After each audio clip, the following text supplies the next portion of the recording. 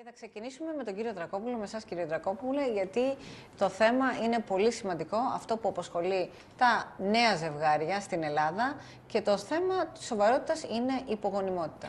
Ναι, πρόκειται για ένα πάρα πολύ σοβαρό πρόβλημα που το αντιμετωπίζουμε τα τελευταία χρόνια και παίζει και πάρα πολύ σημαντικό ρόλο στο γενικότερο θέμα της υπογεννητικότητας στην Ελλάδα. Αν εξαιρέσουμε την οικονομική κρίση, υπάρχουν και ζευγάρια τα οποία ξεπερνάνε τον οικονομικό παράγοντα και θέλουν να κάνουν παιδιά και βρίσκουν σαν εμπόδιο τη λεγόμενη υπογονιμότητα. Εγώ θα αναλύσω σήμερα εδώ με τους συναδέλφους, με τη βοήθεια των συναδέλφων και της ομάδας, θα αναλύσουμε την κυρσοκύλη.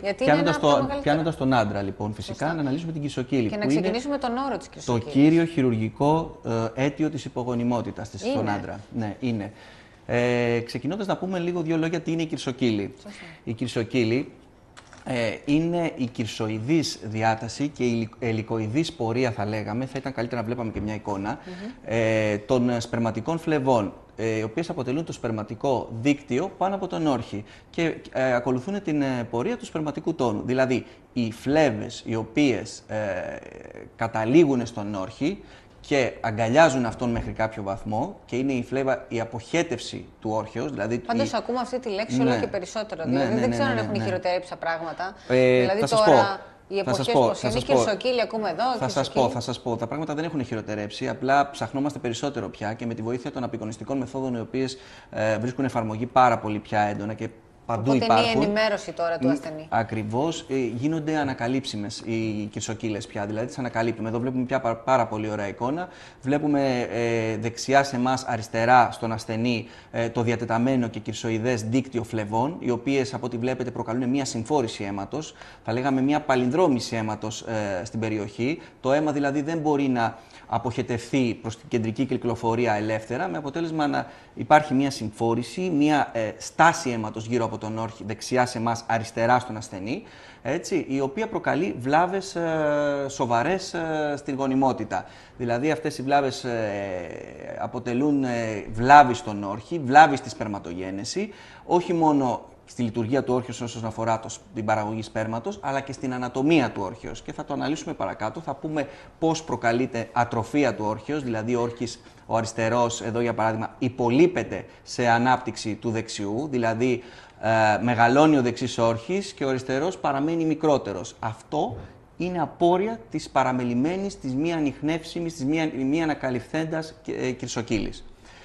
Πάντως βλέπω με πολύ μεγάλο ενδιαφέρον, σας κοιτάνε όλοι οι γιατροί, γιατί είναι ένα πράγμα που απασχολεί πολύ τον άντρα. Σωστά. Ναι. Κύριε Αντωνόπουλε, βλέπω ότι έχετε να ρωτήσετε κάτι. Εγώ θέλω να ρωτήσω τον κύριο Δρακόπουλο, βασική ερώτηση. Ποια είναι η συχνότητα στον ελληνικό πληθυσμό, αν υπάρχει διαφοροποίηση φυλετική, υποερώτηση, και άλλη μια υποερώτηση, αν υπάρχει διαφοροποίηση με προηγούμενες δεκαετίες. Η συχνότητα, Δημήτρη, είναι αυξημένη γιατί ανιχνεύεται περισσότερο πια λόγω των απεικονιστικών μεθόδων. Πάντα υπήρχε και προϋπήρχε το πρόβλημα της κυρσοκύλης. Στο γενικό πληθυσμό το ποσοστό της κυρσοκύλης κυμαίνεται στην Ελλάδα στο 15% περίπου και σε ποσοστό 35% σε άνδρες οι οποίοι αντιμετωπίζουν πρόβλημα υπογονιμότητας. Σημαίνει ότι, ότι στους 100 άνδρες οι 35 έχουν κυρσοκύλη, οι οποίοι αντιμετωπίζουν πρόβλημα υπογονιμότητας. Τώρα, όσον αφορά τη φυλετική διαφοροποίηση. Αυτό δεν σημαίνει ότι είναι η αιτία της υπογονιμότητας η κυρσοκύλη. Όχι. Απλά συνυπάρχει σαν έβριμα, αλλά είναι το αίτιο, σαν αίτιο η κυρσοκύλη, η οποία μπορεί να αντιμετωπιστεί χειρουργικά. Πρέπει να εξαντλείται σαν περιθώριο βελτίωσης του σπέρματος, που σημαίνει ότι ο όρχης, από τη μία ατροφή, από την άλλη, πάβει να παράγει ποιοτικό σπέρμα. Θα πούμε τις μεταβολές του σπέρμα που γίνονται στη συνέχεια. Πρέπει να διορθωθεί. Οπότε ένα ζευγάρι το οποίο προσπαθεί να κάνει παιδί, πρέπει να διορθώσουμε την κυρσοκύλη, ούτως ώστε να δώσουμε την ευκαιρία στο σπέρμα όσα περιθώρια έχει να βελτιωθεί, προκειμένου να επιτευχθεί μία σύλληψη. Τώρα, όσον αφορά τη φυλετική διαφοροποίηση, στους Ευρωπαίους και στους Αμερικανούς δεν υπάρχει κάποια ιδιαίτερη διαφορά. Στους Αφροαμερικανούς και στους Αφροαμερικανούς θα λέγαμε ότι είναι ίσως λίγο μικρότερα τα ποσοστά και πολύ λιγότερα ποσοστά βρίσκουμε στους Κινέζους. Είναι γεγονός, στατιστικά. Γιατί γίνεται αυτό? Δεν μπορεί να εξηγηθεί αυτό. Όχι, ίσως ο σωματότυπός τους θεωρείται ότι μπορεί. Οι διατροφικές συνήθειες, οι συνθήκες ζωής ίσως πιθανολογούμε. Πάντως δεν υπάρχει κάποια συγκεκριμένη αιτία. Να πω μόνο για την κυρσοκύλη, ανατομικά, ότι εντοπίζεται σε ένα ποσοστό 90% αριστερά και σε ένα 10% αμφωτερόπλευρα. Σημαίνει και δεξιά και αριστερά, δηλαδή και στο δεξί και στον αριστερό όρχη. Όταν είναι μόνο στο δεξί όρχη, δηλαδή δεξιά και μόνο η κυρσοκύλη, τότε σκεφτόμαστε κάποιες κακοήθειες που μπορεί να υπάρχουν, που ασκούν πίεση στο φλεβικό δίκτυο.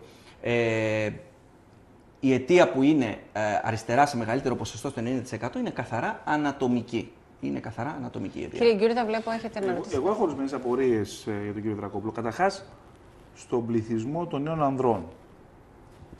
Επί της 100 πόσοι άνθρωποι έχουν κυρσοκύλη? Ας πούμε, έχουμε 100 νέους άνδρες. Στους 15 περίπου. Στους 15. Από τους οποίους πόσοι το γνωρίζουν? Δυστυχώς, ούτε οι 5. Ούτε οι 5. Άρα η απορία μου είναι λοιπόν με τι συμπτώματα, πώς θα καταλάβει ένας νέος άνδρας ότι έχει πιθανή κυρσοκύλη? Πώς εκδηλώνει? Δυστυχώς πρόκειται για μία. Ώστε να ασχοληθεί με τη θεραπεία. Και κάτι άλλο θέλω να ρωτήσω, Δημήτρη μου, είναι ότι από αυτούς τους 15, οι 5 ας πούμε το ξέρουν. Πώς είναι ενημερωμένοι για την πιθανή υπογονιμότητα και για τα προβλήματα τεκνοποίησης που μπορεί να έχει? Το ξέρουνε ή δεν το ξέρουνε? Δυστυχώς, κύριε Γκιούρδα, δεν το ξέρουνε και το ανακαλύπτουν όταν πια είναι αργά. Δηλαδή, όταν φτάσουν σε ένα σημείο στη ζωή τους που έχουν παντρευτεί, θέλουν να αποκτήσουν, τέλος πάντων που θέλουν να αποκτήσουν έναν απόγονο. Τότε βρίσκεται το εμπόδιο της κυρσοκύλης. Τότε ανακαλύπτεται μια μεγάλη σοβαρή διαταραχή στη σπερματογένεση, σοβαρή διαταραχή στις παραμέτρους ενός σπερμοδιαγράμματος, το οποίο είναι η αριθμή, η εικόνα που βλέπουμε εμείς σαν εξέταση του σπέρματος. Τότε βλέπουμε μια κατάσταση, ο αριστερός όρχης ως επιτοπλίστων να είναι ατροφικός, να είναι πιο ρυκνός σε σχέση με το δεξί. Αυτές είναι οι βλάβες. Τώρα, το γεγονός ότι δεν το γνωρίζουν οφείλεται στην κακή πρόληψη, στην κακή ενημέρωση, κάτι το οποίο θα έπρεπε να γίνεται ακόμα και από την εφηβική ηλικία. Η εφηβική ηλικία είναι η κύρια ηλικία που πρέπει οι γονείς να ελέγχουν και θέλω να δώσουμε έμφαση σε αυτό. Όπως και σε πάρα πολλές παθήσεις, όπως και εσείς, Βασίλη, για την παχυσαρκία, ενημερώνετε τους γονείς από πάρα πολύ μικρή ηλικία, όταν βλέπουν τα πρώτα σημάδια παχυσαρκίας. Έτσι και εμείς θα λέγαμε, χωρίς να βλέπουν το παιδί κάτι εμφανές, να βλέπουν κάτι εμφανές στο παιδί, κάποιο σύμπτωμα κλινικό, γιατί ως επιτοπλίστων η κυρσοκύλη προχωράει ασυμπτωματικά. Δεν έχουμε κανένα σύμπτωμα. Μάλιστα. Εδώ λοιπόν μπαίνει η σημασία και θα έλεγα η πολυτιμότητα της πρόληψης. Μάλιστα. Όλοι οι γονείς λοιπόν θα έπρεπε προληπτικά να εξετάζουν το όσιο των παιδιών τους, να δουν αν υπάρχει κάποια κυρσοκύλη, η οποία στο μέλλον θα επιφέρει μια σοβαρή ατροφία του όρχεως και μια σοβαρή, τονίζω, σοβαρή διαταραχή της σπερματογένεσης. Να σας ρωτήσουμε, κύριε Δρακόπουλε, κάθε ασθενής που έχει κυρσοκύλη είναι και υπογόνιμος? Είναι πάρα πολύ σωστή αυτή η ερώτηση. Όχι. Η απάντηση είναι όχι. Δεν είναι απόλυτα συνδεδεμένα? Δεν είναι απόλυτα. Όχι. Δεν είναι απόλυτο ότι κάθε ασθενής, κάθε άνθρωπος, άντρας, μην λέμε ασθενής, γιατί δεν κάνει συμπτώματα, δεν προκαλεί νόσο. Παρότι είναι σαν νόσος, υφίσταται σαν νόσος. Ξέρουμε ότι είναι συνδεδεμένο απόλυτα με την κυρσοκύλη? Ένας άντρας δεν είναι απαραίτητα υπογόνιμος όταν έχει κυρσοκύλη. Γιατί η σπερματογενετική του δυναμική, δηλαδή η δυνατότητά του να παράγει σπερματοζωάρια σε αριθμό, σε ποιότητα και σε κινητικότητα, μπορεί να είναι τόσο μεγάλη που αντιρροπεί τις βλάβες της κυρσοκύλης. Μέχρι να έρθει κάποιο τέλμα, που σημαίνει ότι σε κάποια ηλικία και μετά θα αρχίσουν οι βλάβες της κυρσοκύλης να είναι μεγαλύτερες από τη δυνατότητα παραγωγής σπέρματος. Οπότε καλό θα είναι αυτό να μην ανακαλυφθεί σε κάποια ηλικία που προσπαθεί να τεκνοποιήσει ο άντρας. Δημήτρη, να σε ρωτήσω κάτι. Σε έναν έφηβο άντρα πρέπει να κάνουμε και ορμονολογικό έλεγχο? Είναι γεγονός ότι η κυρσοκύλη, σαν νόσος, δεν προκαλεί ορμονικές διαταραχές. Δηλαδή, αν δούμε το ορμονικό... Άρα θα είναι φυσιολογικές? Πιθανότατα ναι. Δηλαδή, δεν θα μας οδηγήσει ένας ορμονικός έλεγχος στο συμπέρασμα ότι έχουμε κυρσοκύλη. Εξετάζοντας όμως όλους τους ασθενείς, όλους αυτούς τους νέους ανθρώπους, τους άντρες που έχουν κυρσοκύλη, θα δούμε ότι σε ένα μεγάλο ποσοστό έχουν όλοι φυσιολογική τεστοστερόνη και φυσιολογικές γοναδοτροπίνες. Ένα μικρότερο ποσοστό θα έχει αυξημένη την FSH, τη γοναδοτροπίνη FSH, το οποίο πάλι δεν αποτελεί κάποιον κακό προγνωστικό παράγοντα ούτε για τη σπερματογένεση, ούτε για το αποτέλεσμα της επανόρθωσης της κυρσοκύλης. Μου έχει δημιουργηθεί μια απορία. Πείτε από μας, κύριε τα μέχρι Βασιλιάδη. τώρα λεγόμενα. Είδα μια φωτογραφία πριν πώς μοιάζει η κυρσοκύλη και πώς είναι όρχης. Άκουσα που είπε Δημήτρη ότι προκαλείται ατροφία του όρχεως, ναι, εξαιτίας της κυρσοκύλης. Εγώ να το καταλάβω έτσι πιο απλά, πρόκειται για μια νόσο η οποία είναι συγγενείς, είναι μια δυσπλασία με την οποία γεννιέται ένα παιδί και εξελίσσεται στην πορεία σε αυτό το πρόβλημα. Είναι κάτι επίκτητο που δημιουργείται από κάποια αιτία συγκεκριμένη. Και, εν πάση περιπτώσει, αν μου επιτρέπεις μια δεύτερη ερώτηση σε συνδυασμό με την πρώτη, ουσιαστικά ο όρχης υπόκειται σε κάποια βλάβη, δηλαδή παθαίνει κάτι και είναι μόνο αυτός ο όρχης που έχει κυρσοκύλη ή εφόσον υπάρχει και ο δεύτερος. Πώς έχουμε υπογονιμότητα, υπόκειται σε βλάβη και ο άλλος όρχης? Πάρα πολύ σωστή Να κάνω ερώτηση. και εγώ μια τρίτη ερώτηση. Ναι, βεβαίως. Ένας άνδρας ο οποίος έχει κυρσοκύλη. Να τη θυμάστε όμως, κύριε Δρακόπουλο, να Όχι, απαντήσετε σε όλες. Είναι συνέχεια, δεν είναι. Έχεις έναν άνδρα παντρεμένο με κυρσοκύλη που έχει παιδιά. Άρα έχει λύσει το πρόβλημα της τεκνοποίησης. Πρέπει να αντιμετωπίσει την κυρσοκύλη αυτή ή τη διατηρεί? Θα ξεκινήσω. Τις θυμάστε όλες τις ερωτήσεις? Βεβαίως, θα Ωραία. ξεκινήσω με την τελευταία του κύριου Γκιούρδα. Λοιπόν, ναι, σε περίπτωση που είναι νέος και υπάρχει ενδεχόμενο να τεκνοποιήσει και στο μέλλον. Όχι, πες ότι δεν θέλει. Πες ότι δεν με ενδιαφέρει να κάνω λαπτό. Όχι, εκτός εάν υπάρχει πόνος, δηλαδή σύμπτωμα, γιατί το σύμπτωμα της κυρσοκύλης που είναι σε πάρα πολύ μικρό ποσοστό είναι το αίσθημα τραβήγματος, πόνου, δυσφορίας ή το αισθητικό κομμάτι δεν του αρέσει. Δηλαδή βλέπει τις κυρσοειδείς διατάσεις να προβάλλουν μέσα από το δέρμα του οσχαίου. Τότε ναι, τότε το διορθώνει. Ωραία. Έρχομαι τώρα εδώ. Όσον αφορά για τον άλλον όρχη, που είναι κάτι πάρα πολύ σημαντικό, θέλω να τονίσω ότι δυστυχώς η κυρσοκύλη είναι από τις σπάνιες νόσους που ενώ είναι ετερόπλευρη, δηλαδή αφορά κυρίως τον αριστερό όρχη, οι βλάβες γίνονται αμφωτερόπλευρα. Δηλαδή πάσχει και ο άλλος όρχης. Εξηγείται γιατί η ατροφία του όρχεως... Οπότε καλή ερώτηση κάνετε, κύριε Βασιλιάδη, γιατί είναι σημαντικό ότι ήδη πάσχει ο άλλος. Νομίζω ότι αφορά μεγάλο πληθυσμό τελικά, που ίσως λόγω μη ενημέρωσης ή κακής ενημέρωσης δεν γνωρίζει πολλά πράγματα και γι' αυτό νομίζω ότι είναι πάρα πολύ σημαντική ερώτηση, γιατί πολλές φορές λένε δεν βαριέσαι, έχω μια κυρσοκύλη δεξιά, έχω τον άλλον όρχη. Όχι. Η απάντηση είναι όχι.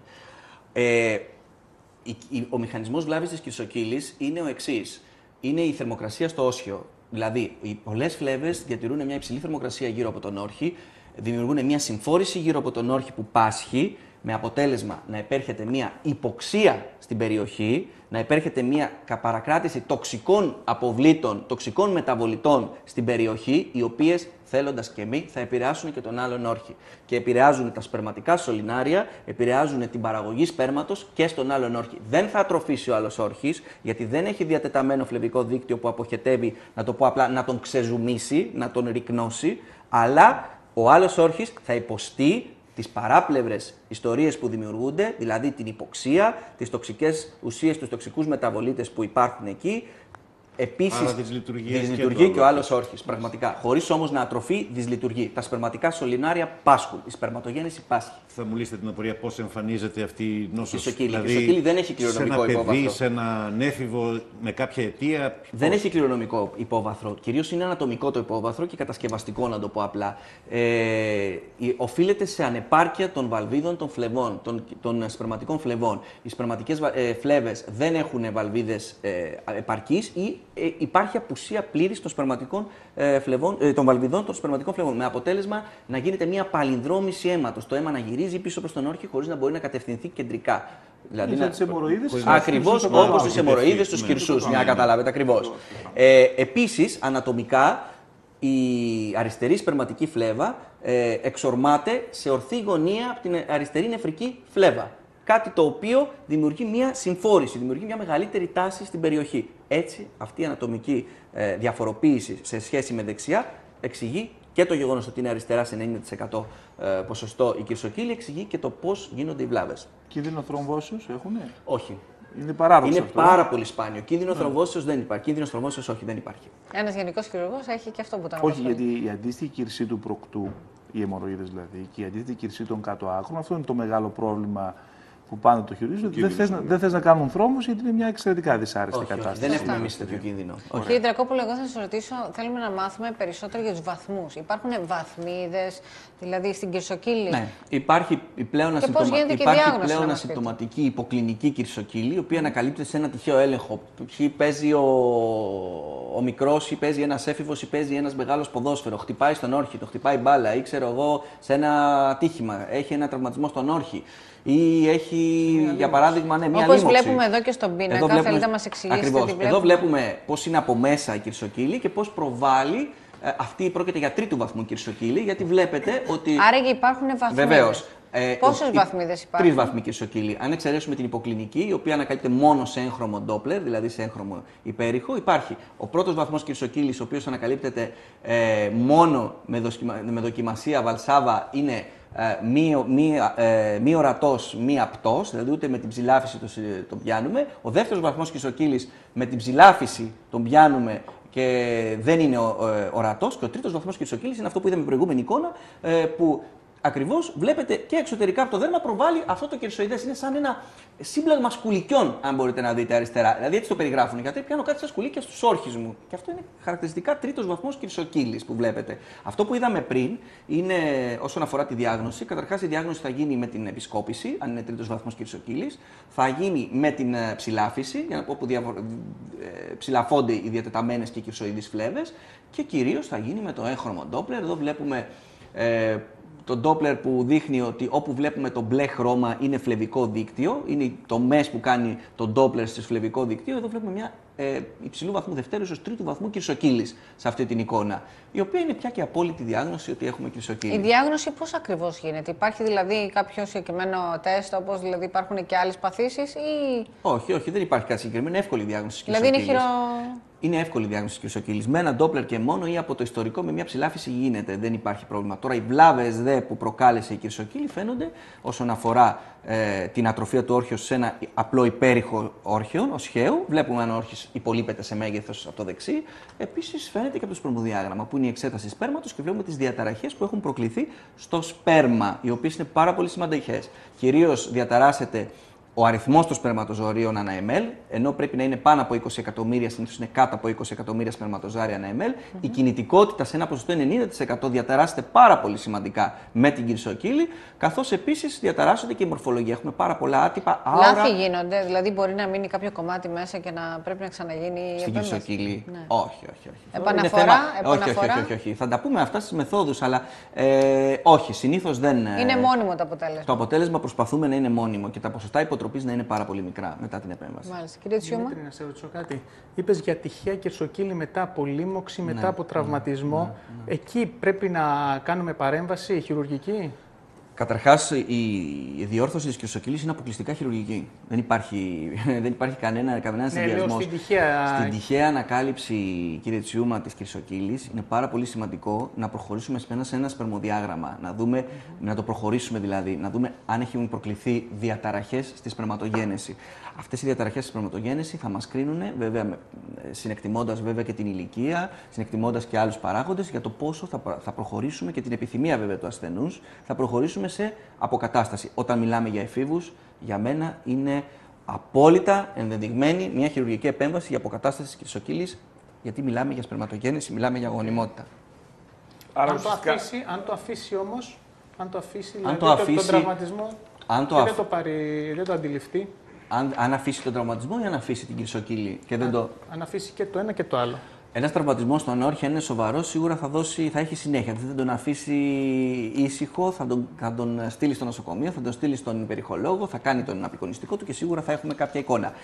Αν αφήσει όμως την κυρσοκύλη, είναι αυτό που λέω, θα τα βρει μπροστά του, γιατί εδώ μιλάμε για μια προοδευτική, χρονοεξαρτώμενη έκπτωση της σπερματογένεσης. Να κάνω μια παρέμβαση, μια ερώτηση. Ναι, βεβαίως. Μιλήσατε για τραυματική αιτιολογία. Όχι. Το τραύμα μπορεί να αποτελέσει. Ναι, μία από τις αιτίες. Ναι, όχι αιτίες, να αποτελέσει αιτία να το ανακαλύψουμε. Δηλαδή, χτυπάει ο άλλος τους όρχες. Άρα δεν προκαλείται από τραυματισμό. Ποτέ. Δεν είναι η κυρσοκύλη, όπως λέμε, θα γίνει ένα στομωτικό δίκτυο που λέμε σε άλλες παθήσεις ή δημιουργία καινούριων φλεβών. Όχι. Απλώς είναι η αφορμή για να ανακαλυφθεί. Ή μια π.χ. ορχιοπηδημίτιδα. Κύριε Αντωνόπουλε, έχετε κάτι να ρωτήσετε? Ναι, θέλω να ρωτήσω το εξής. Πρώτον, ο μύθος της ενδυματολογικής συνήθειας. Δηλαδή, στενό παντελόνι, στενό σλιπάκι στα αγόρια. Τι ρόλο παίζει και αν όντως αληθεύει αυτό, πρώτον. Και δεύτερον,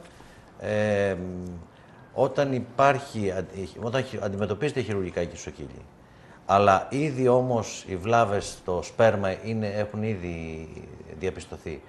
Μπορεί να είναι αναστρέψιμο το αποτέλεσμα. Δηλαδή μπορεί να βελτιωθεί αυτή η εικόνα των σπερματοζωαρίων. Λοιπόν, εδώ Πριν απαντήσετε όμως, κύριε Δρακόπουλο, πάμε σε ένα διαφημιστικό διάλειμμα.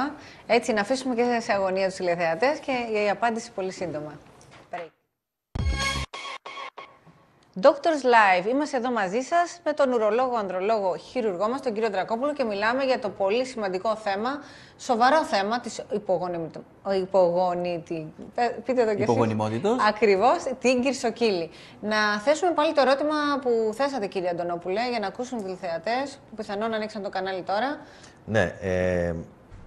Πρώτον, ο μύθος της ενδυματολογικής συνήθειας. Στενό παντελόνι, στενό τζιν, στενό εσώρουχο, αν έχει κάποια σχέση. Και δεύτερον, αν σε ήδη κατεστημένη βλάβη στο σπερματοζωάριο, η χειρουργική επέμβαση βοηθάει στην αναστρεψιμότητα του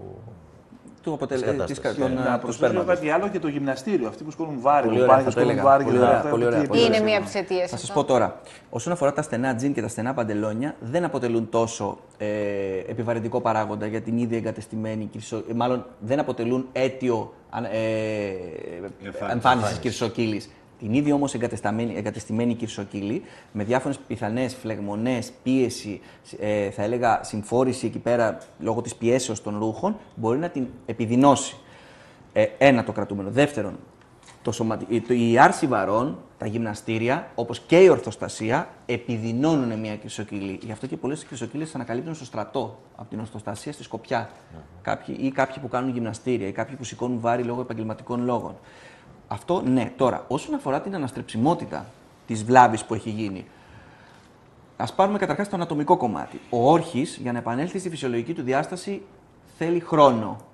Αν λοιπόν ο νεαρός είναι μικρός σε ηλικία, ο άντρας, ο οποίος θα υποβληθεί σε ένα χειρουργείο αποκατάστασης κυρσοκύλης, έχει τα περιθώρια όρχης να πάρει ένα φυσιολογικό μέγεθος, να μην υπολείπεται σε σχέση με τον αντίστοιχο όρχη των άλλων.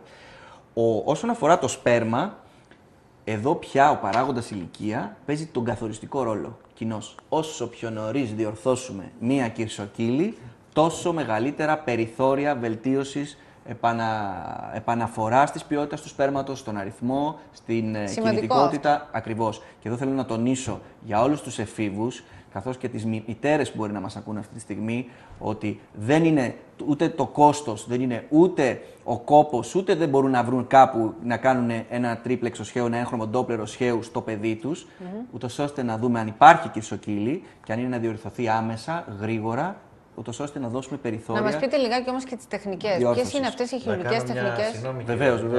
Να προλάβουμε να πούμε τις τεχνικές. Νομίζω ότι τεχνικές απασχολούν περισσότερο εμάς παρά τον κόσμο. Ναι, αλλά αυτό που θα ρωτήσω απασχολεί τον κόσμο. Υπάρχει κάποια σκέψη ή θα μπορούσε να είναι ένα screening test στα σχολεία, στα γυμνάσια, ευχής έργο, δεδομένου της υπογονιμότητας στην Ελλάδα και των προβλημάτων και εξωσωματικής γονιμοποίησης και του τεράστιου κόστους?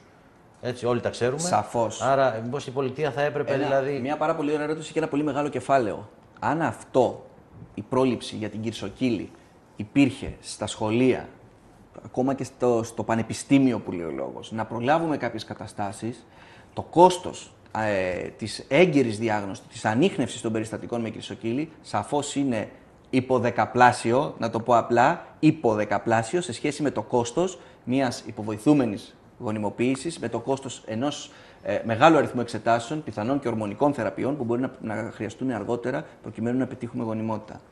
Ωραία, πάμε τώρα να μιλήσουμε όμως και για τις χειρουργικές τεχνικές. Γιατί σίγουρα είναι επιλογή του καθενός. Πώς γίνεται η επιλογή? Να ρωτήσω εγώ κάτι. Είναι μόνο χειρουργία πια η αντιμετώπιση. Από ό,τι καταλαβαίνω από όλα αυτά, η συντηρητική αντιμετώπιση δεν έχει θέση, αλλά είναι μόνο χειρουργία. Άρα είναι ανατομική βλάβη, κύριε Γιούρδα. Ως χειρουργός ξέρετε ότι αυτές οι βλάβες δεν διορθώνονται από μόνες τους. Φανταστείτε. Έτσι, αυτό είναι αλήθεια. Εγώ συμφωνώ απόλυτα και επειδή πολλές φορές και οι κυρσοκύλες αντιμετωπίζουν και γενική χειρουργία. Δεν είναι πάντα, επειδή είναι στον χώρο της πατήσης της κύλης και πολλές φορές καλούνται οι γενικοί χειρουργοί, κακώς για μένα, αλλά το κάνουν να αντιμετωπίζουν οι κυρσοκύλες. Ναι, είναι καλύτερο όμως ο ειδικός που έχει ειδικευτεί στη Δεν είναι πάντα εύκολο η διαφοροδιάγνωση. Πολλές φορές ο άλλος μπερδεύεται, νομίζω ότι έχει μια κύλη κανονική, έχει μια κυρσοκύλη. Είναι πιο πολύ θέμα διαφορετικής διάγνωσης. Εγώ πολλές φορές πάντα λέω ότι Αν πιστεύω, Δημήτρη, σήμερα στις ομάδες χειρουργών και όχι στους μεμονωμένους χειρουργούς, είναι και από αυτούς τους λόγους. Ότι τελικά, αν χειρουργήσει από έναν μεμονωμένο χειρουργό, κινδυνεύεις να χειρουργήσει και λάθος και από άνθρωπο που δεν έχει την κατάλληλη ειδικότητα. Σωστά. Ναι, γιατί οι ομάδες θα παραπέμψουν στη συγκεκριμένη ειδικότητα το περιστατικό. Αυτό είναι αλήθεια.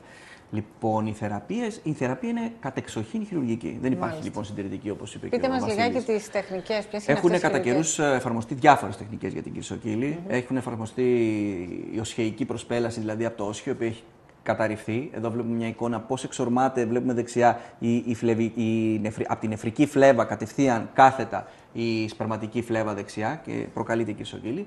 Λοιπόν, έλεγα λοιπόν ότι έχουν εφαρμοστεί διάφορες μέθοδοι. Η οσχεϊκή προσπέλαση, δηλαδή από το όσχιο, έχει απορριφθεί, έχει καταρριφθεί λόγω υποτροπών και λόγω επιπλοκών, όπως είναι η υδροκύλη. Έχει εφαρμοστεί η παλόμο, η λεγόμενη, η οποία είναι οπιστοπεριτοναϊκή, υψηλή δηλαδή απολύνωση των φλεβών. Σκοπός λοιπόν της, τι γίνεται? Σκοπός όλων των χειρουργικών θεραπείων είναι να πιάσουμε αυτές τις φλέβες, να τις απολυνώσουμε, να τις κόψουμε, να τις εξαφανίσουμε απλά. Αυτός είναι ο σκοπός. Διατηρώντας την ορχική αρτηρία, για να μην έχουμε ατροφία του όρχεως με τα χειρητικά, καθώς επίσης διατηρώντας και τα λεμφαγγεία, για να μην έχουμε το αποτέλεσμα υδροκύλη, η οποία θεωρείται επιπλοκή της επέμβασης. Με στόχο βέβαια την αύξηση της σπερματογένεσης. Εδώ βλέπουμε την καλύτερη. Μια αφελή ερώτηση, μπορώ να σας διακόψω? Παρακαλώ. Μια αφελή ερώτηση ίσως για τον κόσμο.